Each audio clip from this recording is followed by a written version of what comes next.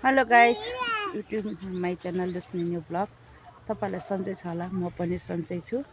म चाहिँ कहाँ छु भनेर भन्नु होला, तर म चाहिँ मेरो बहिनीको टडेलमा छु है त। के पाउँछ भनेर म देखाइदिन्छु है त। ल हेर्नु है, ऊ मेरो बहिनीको छोरीहरू, बहिनीको छोरा, यो छोरा कति धेरै बच्चा भन्नु होला। फेरि उहाँको नि दिदीको छोरा है त, छोरा छोरी है। यस्तो छ। हाम्रो भेना पर्नीको ट्र्याक्टर बिग्रेको थियो, हेर्नु है गाइस, त्यहाँ ट्र्याक्टर बनाउँदै हुनुहुन्छ। अनि तिमीहरूलाई मेरो भ्लगमा स्वागत छ है त। हाई गरिदिनु।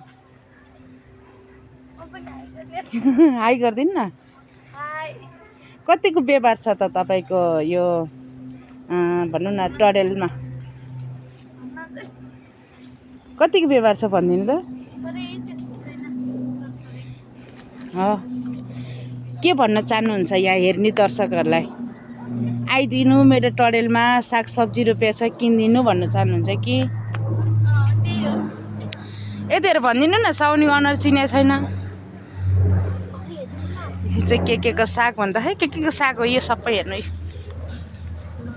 लट्टे, तोरी, रायो, यस्तो छ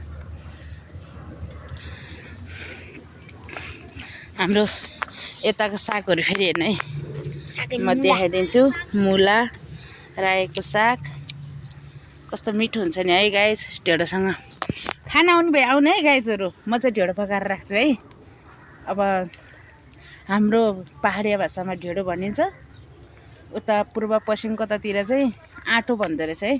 हो, त्यो आँटो चाहिँ खाना आउनु होला है गाइस।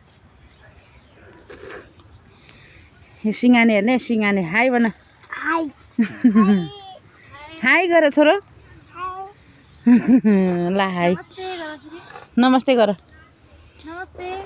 नमस्ते मेरो सानीको साथी युट्युब च्यानललाई भन।